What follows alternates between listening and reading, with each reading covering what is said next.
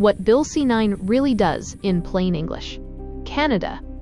We need to talk about Bill C-9. The government calls it an anti-hate bill. But the truth is much darker. This bill gives the government the power to criminalize what you say online, to punish you for opinions, and to restrict your freedom before you've even committed a crime. Here's what Bill C-9 really does in plain English. Number 1. Bill C-9 makes online posts a criminal offense. The definitions are vague, broad, and open to abuse. Civil liberties groups warn the bill creates crimes without clear definitions. That means if the government doesn't like your opinion, they can prosecute it. Number 2. Your neighbor can report you, and police can act before you've done anything. This is called a preventative peace bond.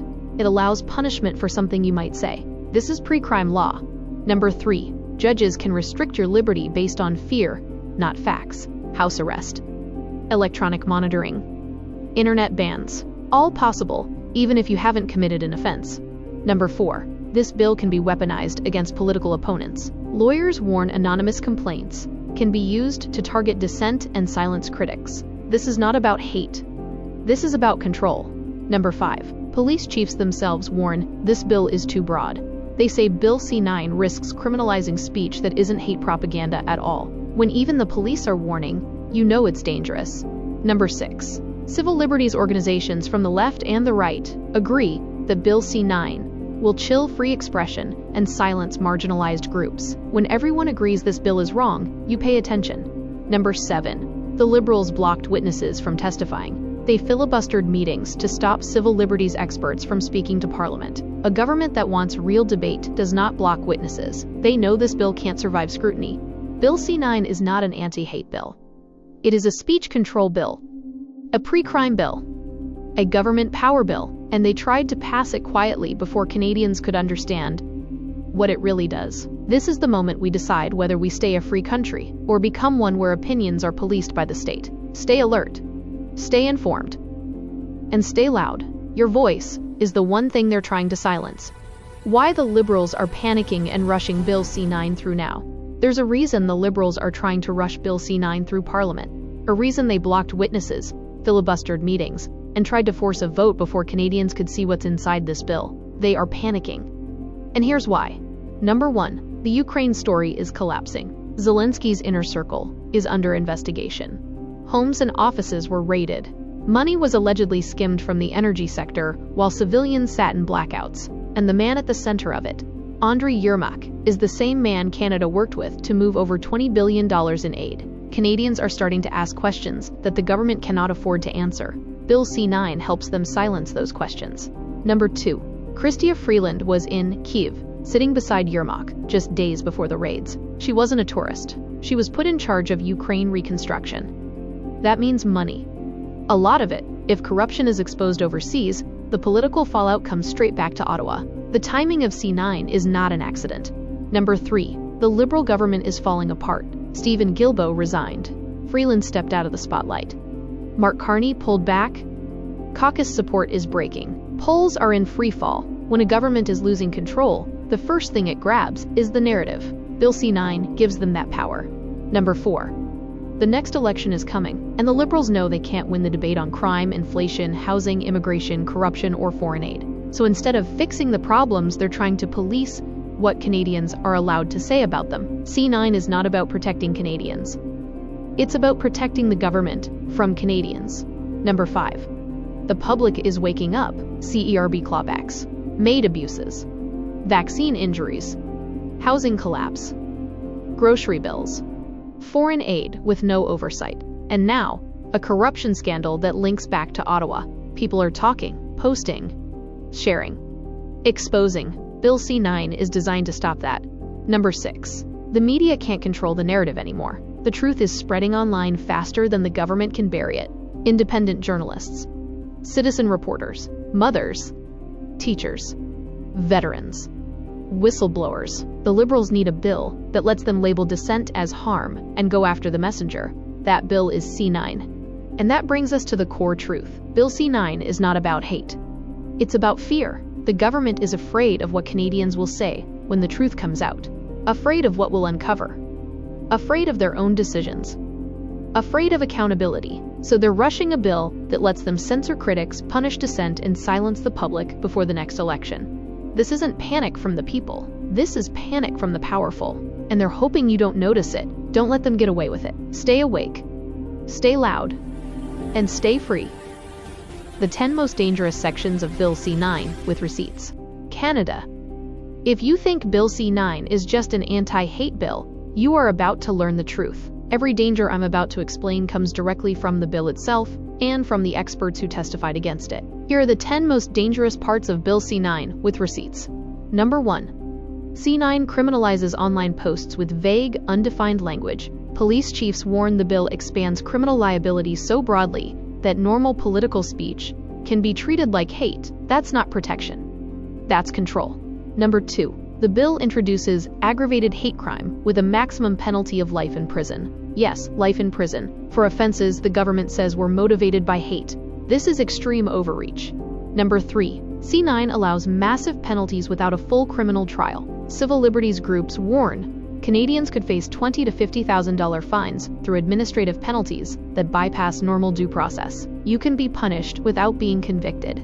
Number 4. The bill brings in pre-crime policing. It allows intervention based on fear of hate crime, not proof, not evidence, just fear. This is the definition of thought-based policing. Number 5. Judges can issue peace bonds over online speech. Peace bonds were meant for violent offenders. Bill C-9 extends them to people accused of potentially saying something harmful. That means restrictions, check-ins, and surveillance with no crime committed. Number 6. Courts can ban you from using the internet. This was confirmed in testimony. For nonviolent expression, a judge could cut off your access to the modern world. This is a punishment straight out of authoritarian states. Number 7. Police chiefs say the definitions in C-9 will criminalize speech that isn't hate propaganda at all. When the police warn that the government is going too far, everyone should pay attention. Number 8.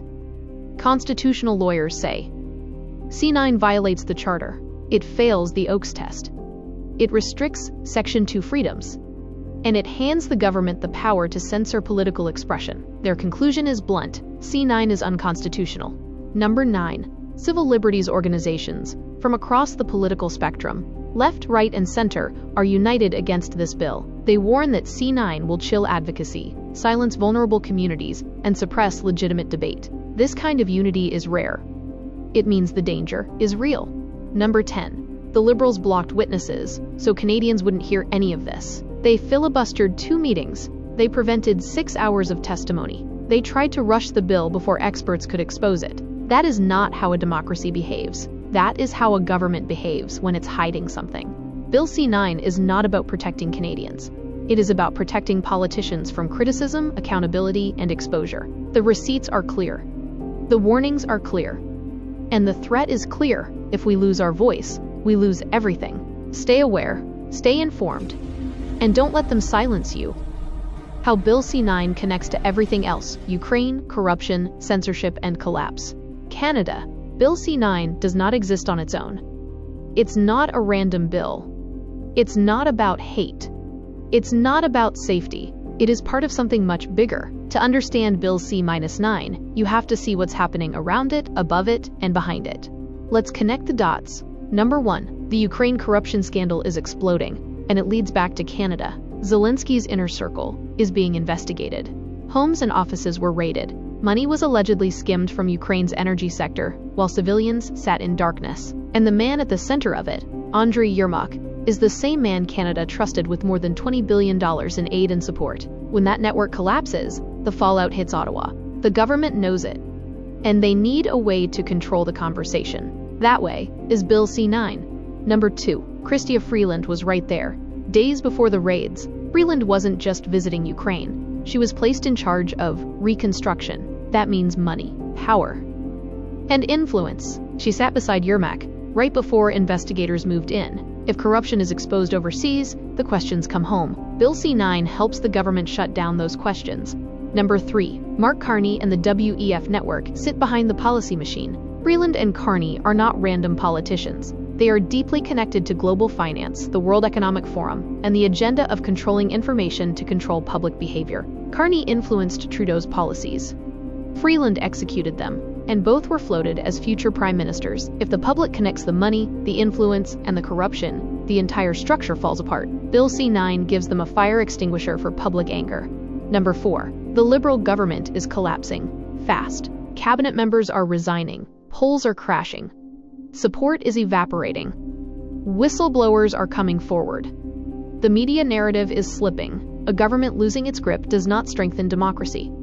It tightens control. Bill C-9 is their attempt to lock down speech as their political power bleeds out. Number 5. The election is coming, and they cannot survive open conversation. The liberals cannot win debates on housing, inflation, immigration, crime, MAID, vaccine injuries, or foreign aid. They need the ability to label criticism as harmful, dangerous, or hate. Bill C-9 gives them the authority to police public opinion during an election cycle. This is not democracy. This is narrative management. Number 6. Media control is breaking, so they need a legal backup plan. Independent reporters and citizen journalists are exposing more truth than mainstream media. People are waking up. People are questioning. People are sharing evidence the government can't bury. So the liberals need a law that lets them go after voices they can't control. Bill C-9 is that law. Number 7. C-9 fits the global pattern of reset laws. Around the world, we see the same model. Use crisis to justify censorship. Use hate to justify surveillance. Use harm to justify policing opinions. Use safety to silence dissent. It always starts with speech controls. Once the public is quiet, the rest is easy. Canada's version is Bill C-9. Number 8. This is not about protecting Canadians. It's about protecting the people in power. When you line up the events, Ukraine corruption, Freeland connections, Carney positioning himself, cabinet resignations, liberal polling collapse, election pressure, global narrative shifts, and then a rushed censorship bill, you realize something. The government isn't afraid of hate. The government is afraid of accountability. They are afraid of Canadians speaking freely about the scandals they can no longer contain. Bill C-9 is bigger than a bill. It is the government's shield against exposure, embarrassment, and collapse. And the louder the truth becomes, the harder they push to silence the public. But they can't silence everyone. Not anymore. Stay awake. Stay informed. And stay loud, because the truth is the one thing they cannot afford. The final warning. What happens if Bill C-9 passes? Canada. This is the final warning. If Bill C-9 passes, our country will not be the same. Not next year. Not next election. Not ever. This is what will happen if this bill becomes law. Listen closely. Number 1. Your online speech becomes government property. Every opinion you post, every comment, every disagreement is suddenly open to interpretation by the state. Not by a judge, not by a jury, but by political actors who decide what is hate and what is not. You lose ownership of your own voice. Number 2. Political dissent becomes hate. Once the government controls the definition, they control the punishment. Criticize immigration policy? Could be hate. Expose corruption? Could be hate. Disagree with the next global agenda? Could be hate. And they will use this when the election comes. Number 3. Police can act before you've done anything. This is pre-crime policing. Someone claims they fear you might say something harmful, and the state can intervene. Peace bonds. Restrictions. Surveillance. All without a crime. Canada becomes a country where you're punished not for what you did, but for what they think you might do.